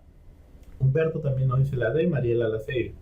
En una institución educativa Micaela Bastida, la profesora Marisa se da cuenta que durante las sesiones de aprendizaje, ¿ya?, que su estudiante Laurita le gusta de los desafíos en ideas y conceptos. ¿Ya? Le gustan los desafíos en ideas y conceptos. Entonces, aquí lo que veo es que el estudiante le gusta desafíos en ideas y conceptos. ¿Ya? Ideas y conceptos. Entonces, como le gusta estos desafíos en ideas y conceptos, en cuestionamientos, ¿ya? De ahí nos indica que tiene una postura de trabajar mejor a presión, se siente satisfacción por estar valorada con sus compañeros. Bueno, pues como tiene ese tipo de habilidades, sin duda va a estar valorada. Entonces, ¿qué tipo de estilo es? Aquí la palabra clave es que le gustan los desafíos de ideas y conceptos. Entonces, si le gustan los desafíos de ideas y conceptos, vamos a las preguntas. Laurita es un estudiante muy hábil que tiene un estilo reflexivo. Bueno, pues en el caso del estilo reflexivo, lo que se busca el estudiante generalmente está escuchando y escuchando a la docente y luego automáticamente despierta y le hace una pregunta a la docente, ¿no? Entonces, no lo podemos considerar. Laurita es un estudiante que tiene un estilo de aprendizaje activo, generalmente los que son aprendizajes activos están constantemente participando, ¿ya? Están participando, levantando la mano, elaborando pues ideas, ¿ya? No nos indican aquí que está participando. Laurita es un estudiante que tiene un estilo de aprendizaje kinestésico, tampoco es kinestésico porque el estudiante kinestésico está en movimiento y necesita estar en movimiento para desarrollar o poder adquirir mayor tipo de información. Laurita es un estudiante con un estilo de aprendizaje teórico, listo. Es un aprendizaje teórico porque lo indica aquí, ¿no? Le gustan los desafíos en ideas y conceptos. Entonces la alternativa es la D. Muy bien, Luis, Elena, Artidoro y Julia. La 1 es la D. La 1 es la D. Ya, mayor cuidado a la hora que desarrollamos los casos, ¿ya? Los casos. Muy bien.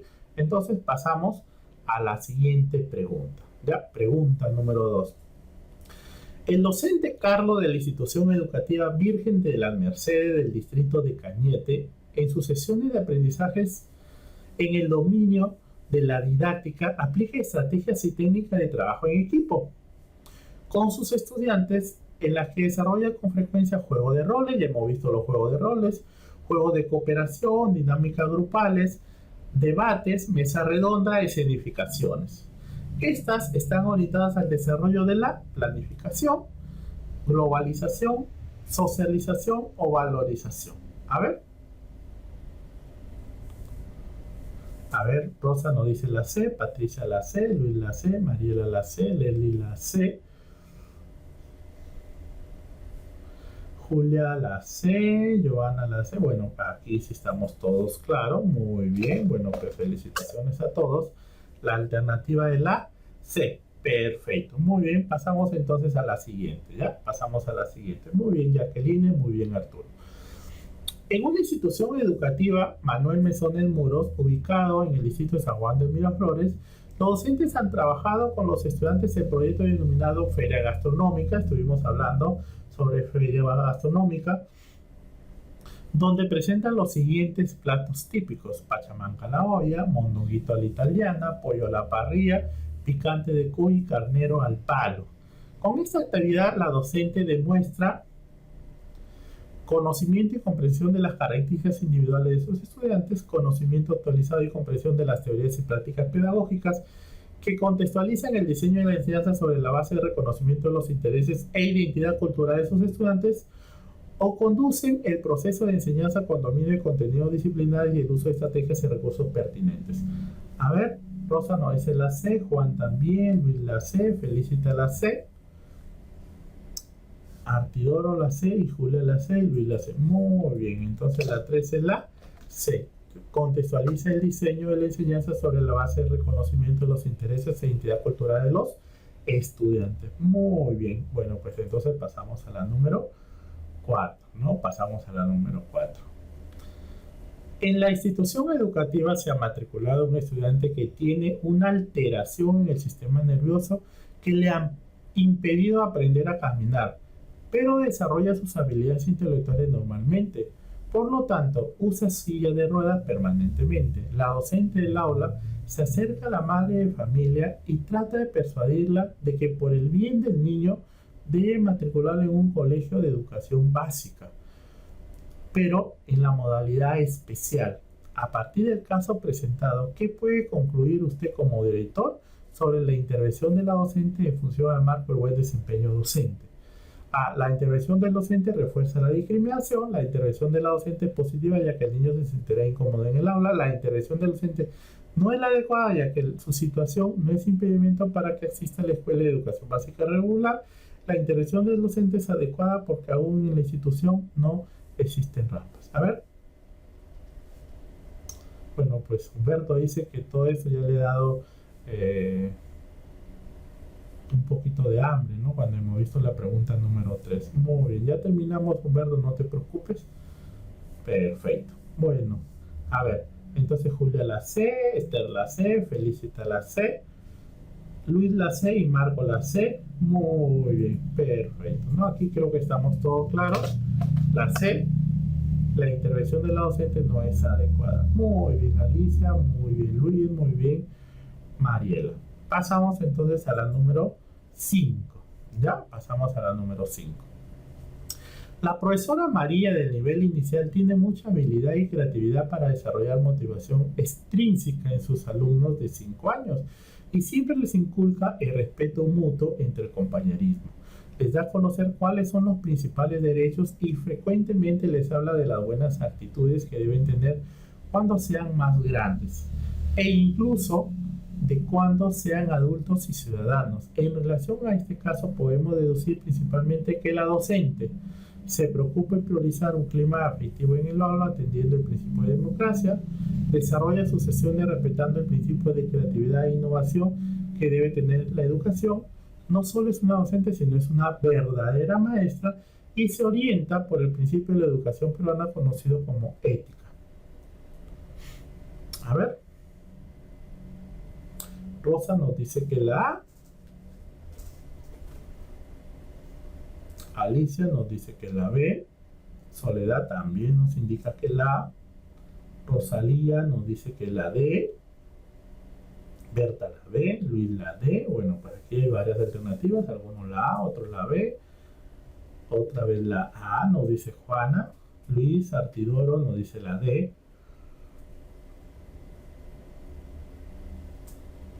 Mariela la A, Julia la A, Patricia la A y Elena la A. Muy bien. A ver, vamos a analizar la pregunta, ¿ya? Tiene mucha habilidad y creatividad para desarrollar la motivación extrínseca en sus alumnos de 5 años y siempre les inculca el respeto mutuo entre el compañerismo. Le da a conocer cuáles son los principales derechos y fundamentalmente les habla de las buenas actitudes que deberían tener en cuenta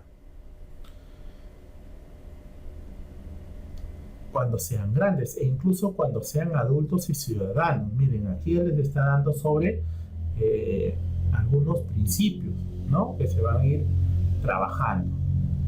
En relación a esto podemos deducir principalmente, se preocupa de propiciar un clima afectivo. Bueno, pues hay un clima afectivo y se atiende el principio de democracia. Muy bien, bueno, pues la alternativa A es la respuesta, ¿no? Estamos atendiendo aquí el principio de democracia, que es uno de los principios de la educación peruana, ¿ya? Uno de los principios de la educación peruana. La alternativa es la A. La alternativa es la A. No se olviden que los principios de la educación peruana está la ética, ¿ya? Está la equidad, está la calidad, está la democracia, la interculturalidad, ¿no? Entonces, es parte de estos principios. Pasamos entonces a la número 6. El profesor Luis Alberto Lamas Vargas de la Institución Educativa 5057 del nivel primario está muy preocupado por saber cuáles son los principales factores que influyen en el aprendizaje y pide a sus estudiantes para poder estar preparados para un buen inicio del año escolar. Sin embargo, a pesar de sus esfuerzos, no encuentra esa información por sí sola. ¿Qué recomendaciones le podemos dar a ese colega? A.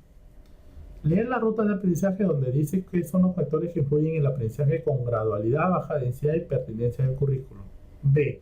Recurrir al DSN 2015 que unido con la ruta de aprendizaje es una herramienta técnico-pedagógica. C. Utilizar los aportes del estudio llamado La Escuela que Tenemos, donde se analizan los procesos pedagógicos, la gestión escolar, la convivencia y el vínculo escuela, familia y comunidad.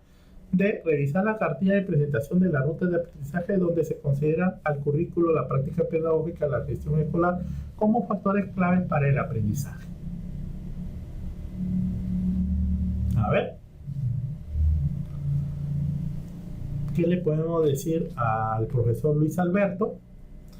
Luis nos dice que la A, Arturo nos dice que la D, Lourdes, buenas noches Lourdes, no te preocupes, bueno pues la sesión está grabada, Lourdes, y está en la plataforma, la puedes descargar automáticamente cuando terminemos, ¿no?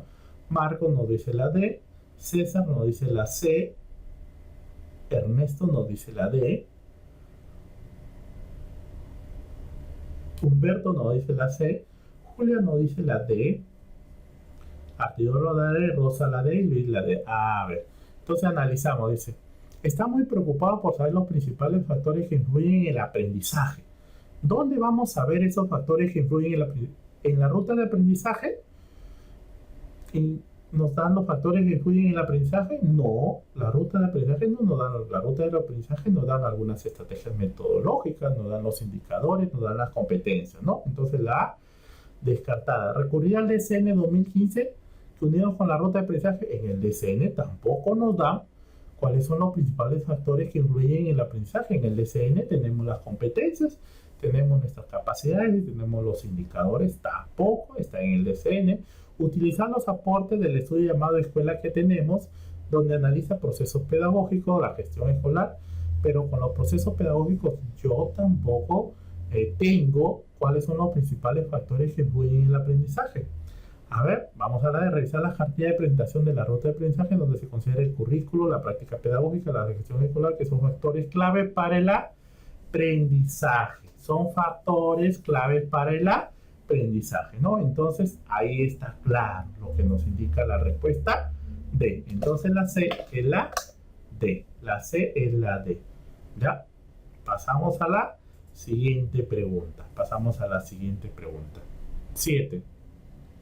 Al asumir en la planificación del trabajo pedagógico a través de la elaboración de la programación curricular con enfoque intercultural e inclusivo, se hace referencia al conocimiento de las principales características sociales, culturales y cognitivas de nuestros estudiantes. En este sentido, una de las preguntas claves para la reflexión pedagógica en la planificación curricular por competencias es: ¿quiénes son mis estudiantes? Por lo tanto, el docente debe estar en condiciones de implementar métodos e instrumentos de evaluación que permitan acompañar permanentemente el proceso de aprendizaje. B. Asumir con realidad problematizadora que promueve retos y desafíos para generar aprendizajes a determinadas situaciones de la realidad o contexto. C.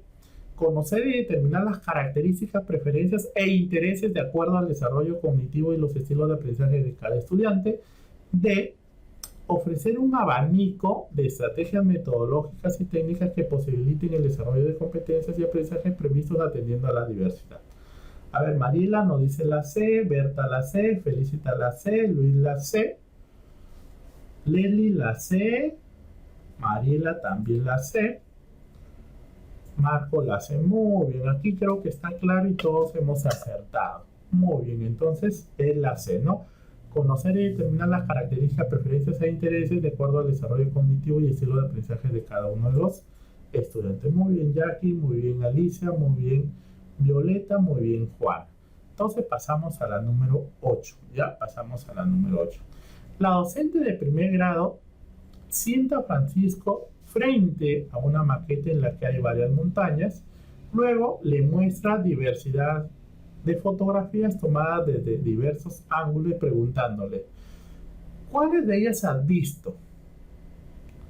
Al responder Francisco,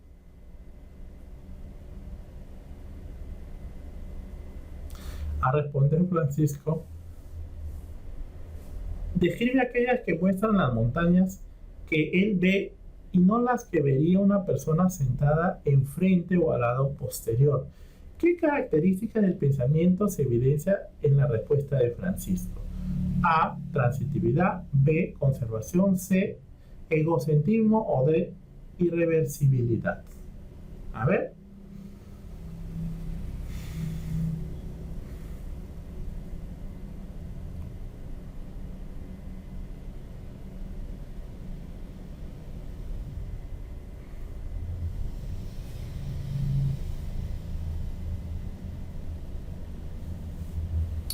A ver, nos dice Alicia la C. César nos dice la B. Esther la C. Luis nos dice la D. Giovanna también nos dice la D. Olga nos dice la C. Juan nos dice la C. Patricia nos dice la D. Violeta nos dice la D.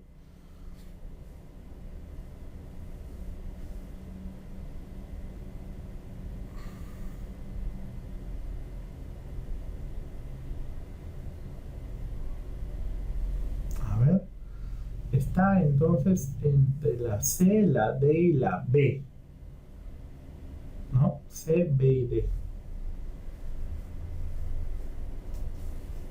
Muy bien, bueno, pues la A está descartada, nadie se ha seleccionado, entonces vamos por conservación, ¿no?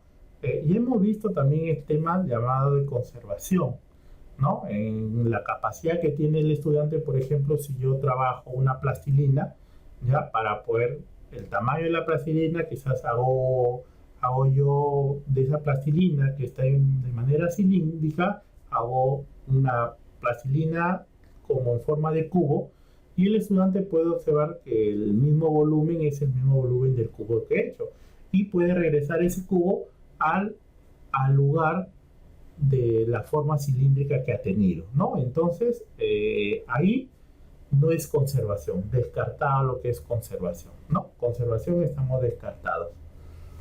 Entonces pasamos a egocentrismo, ¿no? egocentrismo. En el caso de egocentrismo, el estudiante busca de que todo lo que está a su alrededor sea para él, ¿no? Todo lo que está en su alrededor sea para él, ¿no? Si yo quiero tomar un objeto, va a ser para mí, ¿no? Entonces la profesora, por ejemplo, está trabajando con él lo que quiere es que todo le den a él, ¿no? Todo le den a él, ¿ya? Todo le den a él. Aquí, por ejemplo, lo que él está buscando es de que su pensamiento es no tener o no ver lo que está sucediendo con los demás, sino solo con él nada más. ¿Ya? En el egocentrismo lo que busca es de que si de pronto la docente le dice tengo acá una bolsa de caramelos, hay que repartirlo, entonces el estudiante piensa que le va a dar a él, no,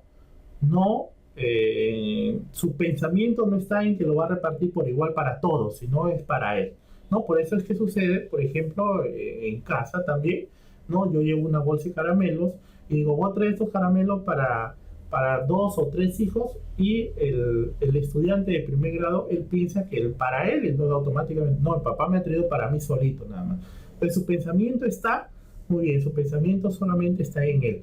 Entonces cuando la docente le plantea la pregunta, él no tiene la capacidad de pensar en lo demás que es lo que están viendo, solamente está viendo lo de él nada más, ¿no? Lo de él.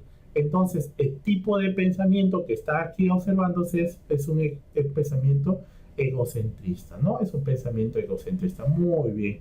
Es parte de este periodo preoperacional, ¿no? Que hemos visto. Perfecto. Entonces, estamos en la 8 es la C, ¿ya? La 8 es la C. Perfecto. ¿Ya? La 8 es la C. Entonces, pasamos a la número 9, ¿ya? Pasamos a la número 9. A John de 15 años se le hace la siguiente pregunta. Si dejamos caer de la altura de 10 metros un borrador de goma,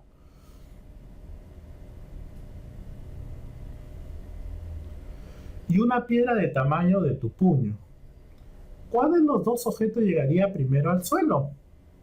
El estudiante pensó por un momento, siendo capaz de plantear el problema en términos puramente conceptuales como masa, velocidad, aceleración y distancia, llegando a la conclusión que la velocidad de la caída es independiente de la masa, que podemos deducir a partir de esta respuesta de John, teniendo en cuenta sus características de desarrollo cognitivo. A. Los estudiantes de secundaria necesitan tiempo y orientación para que desarrollen procesos metacognitivos y de abstracción. El alumno en secundaria toma conciencia de la riqueza expresiva del lenguaje para argumentar sus ideas. C. El estudiante de secundaria usa la capacidad de abstracción, razonamiento científico e hipotético de los estudiantes de secundaria encuentran mayor sentido a las actividades y tareas que tengan un contexto identificado y sean experimentales. A ver, Luis nos dice la C, Berta la C, César la C, Jacqueline la C, Luis, Juan también la C, Jaide también la C, Rosalía también, Lourdes nos dice la D.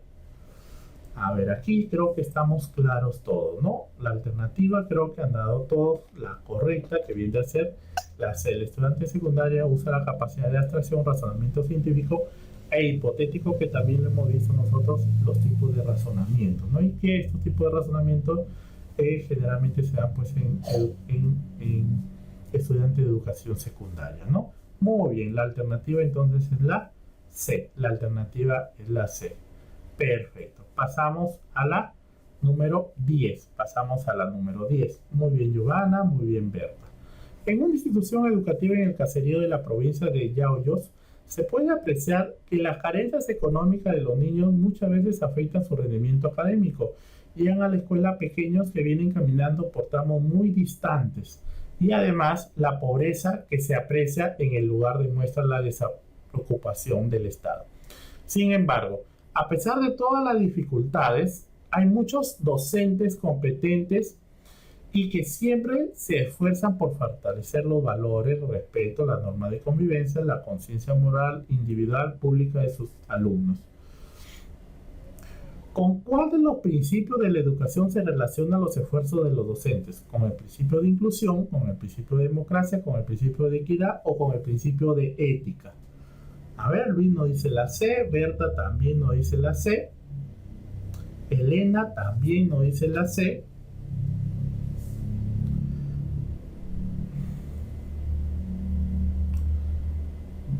César nos dice la B, Rosalía nos dice la D, Jacqueline nos dice la C, Lourdes la C. Bueno, pues acá hay las alternativas. A ver, Leslie dice que sigue la C. Bueno, pues hoy ya que es de pura C, dice que posiblemente puede ser C, Arturo la C, Jaide la C. A ver, la Ley General de Educación promueve principios, ¿no? Ustedes lo pueden ubicar en el artículo 8 de la Ley General de Educación 28044, ¿no? Y ahí nos habla sobre el principio de ética, ¿ya? Nos habla sobre el principio de equidad, oportunidad para todos, nos habla sobre el principio de calidad, una calidad, ¿ya? En el cual una educación integral para todos, nos habla el principio de democracia también, derechos humanos específicamente, y nos habla también sobre interculturalidad, ¿no? Diversidad cultural a todos, ¿no? Entonces, ¿qué estamos observando aquí? ¿No? Que además de todo eso, a pesar de todas las dificultades, hay docentes competentes que siempre se esfuerzan por fortalecer los valores, dice, el respeto y la norma de convivencia, ¿ya? Valores, respeto y norma de convivencia. Entonces, ¿a cuál principio de la educación se está atendiendo? Si estamos hablando de valores, de respeto y norma de convivencia, al principio de inclusión, al principio de democracia, al principio de equidad o al principio de ética. Al principio de inclusión no puede ser, porque el principio de inclusión hace referencia pues a aquellos estudiantes que tienen necesidades especiales, ¿no? O a estudiantes con discapacidad. No puede ser al de inclusión, ¿no? A la democracia tampoco, a la equidad tampoco. Tendría que ser al principio de ética, al principio de ética, porque la pregunta lo está indicando. Los docentes competentes siempre se esfuerzan por fortalecer los valores, el respeto y las normas de convivencia. Los valores, muy bien. Listo, entonces la 10 es la D, principio de ética. Tenemos que revisar, por favor, revisen la ley, ya, revisen la ley, ahí están los principios de educación básica y que nosotros tenemos que tenerlos en cuenta porque en algunos casos también vienen acerca de ello. Muy bien, profesores, bueno, con eso hemos terminado la sesión de hoy. Ya están subiendo las vistas, ya, las vistas para que ustedes las puedan descargar. Muchísimas gracias por la atención, tengan muy buenas noches, ¿ya? Y de aquí estamos viendo posiblemente hasta la próxima semana, ¿ya? Muchas gracias para todos y los invito a que descarguen las presentaciones, los videos de la plataforma para que puedan mejorar y puedan acertar mejores en los casos que se les ha planteado. Muchas gracias para todos y gracias por estar en esta sesión virtual de hoy día. Muchas gracias por sus aprendizajes también. Hasta luego. Gracias.